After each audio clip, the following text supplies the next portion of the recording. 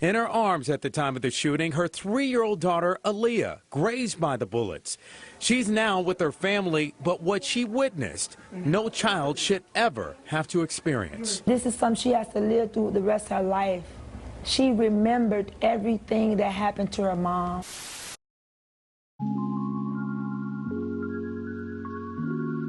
Lashante Jones, affectionately known as Shonte to family and friends, was born and raised in the Miami-Dade area of Florida. She had a deep love for her family and friends and shared an incredibly special bond with her mother and siblings. Lashante was a very special young lady, and her life was full of adventure and fun. She brought so much joy to everyone she met, and her infectious smile was unforgettable.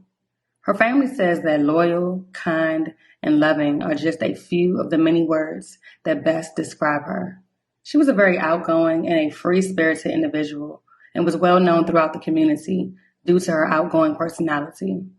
In 2017, she gave birth to a beautiful baby girl and was excited about becoming a mom and beginning a new chapter in her life.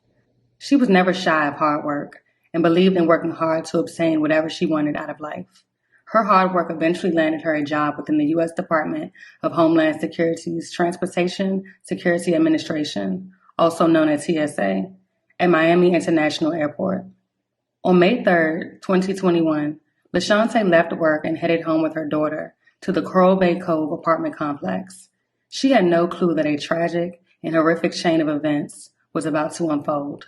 24-year-old Lashante Jones was murdered, and her mother is hopeful that the shooter will come forward. This has been the worst 6 months I ever had to endure in my years of living. Information that leads to an arrest is all Darlene Dukes can hope for. Forget about me. It's not even about me. Think about the pain you caused my granddaughter to grow up motherless. Back in May, her 24-year-old daughter, Lashante Jones, was gunned down after working a shift as a TSA worker. A wonderful soul. Wonderful soul. Right next to Jones at the time of the shooting was her then 3-year-old daughter, Aaliyah. This little thing on my neck. Every chance she get, Nana, let me kiss my mommy.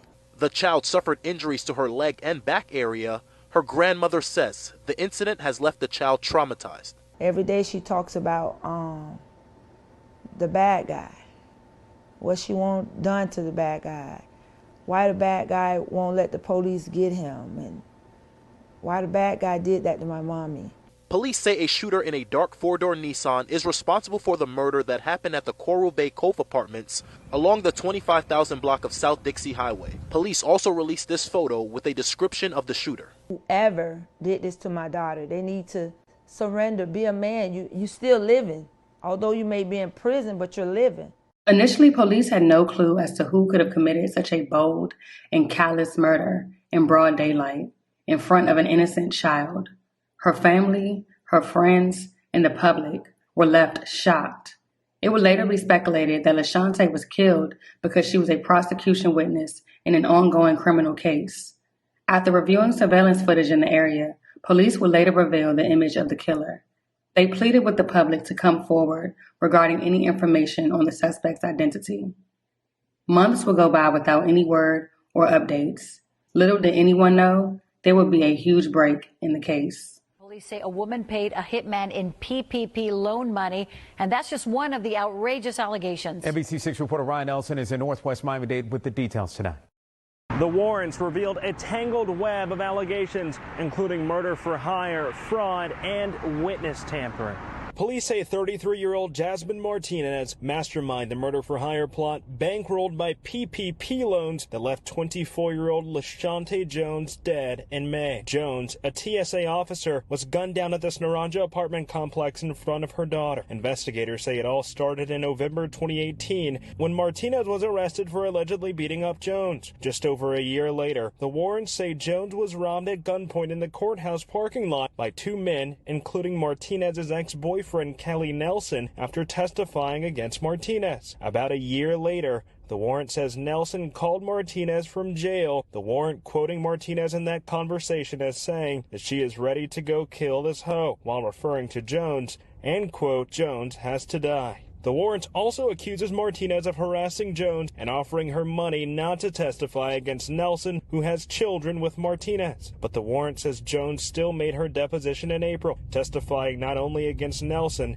but to the alleged witness tampering by Martinez. In late April, police say Martinez's new boyfriend, 35-year-old Ramil Robinson, finalized a murder-for-hire deal from jail with alleged shooter, 29-year-old Javon Carter. Robinson's accused of negotiating a price for the hit over the phone while speaking in code. The warrant says, quote, Robinson asks if he can get the number 10 jersey. Carter responds that it is usually 20 to 25. Days later, Jones is shot and killed. According to the warrant, cell records reveal Carter and Martinez in the area of the killing at the exact same time. Detectives also say they found video on Carter's phone of him counting cash hours after the murder, saying it was just another day at the office. Receiving plenty of backlash from friends and family since the beginning, Jasmine posted the following message to her social media page the day after Lashante's murder.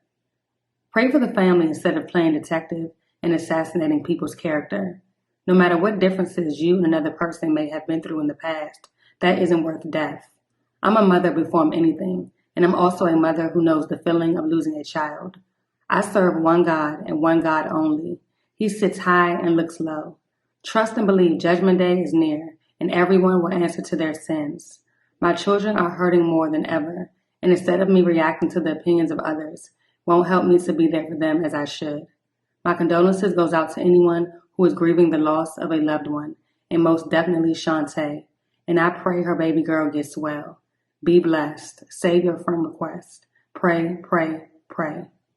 Attorneys for Martinez and Robinson said their clients had not plotted the killing, stating, Jasmine has always denied any involvement in this case since the first time law enforcement approached her last summer.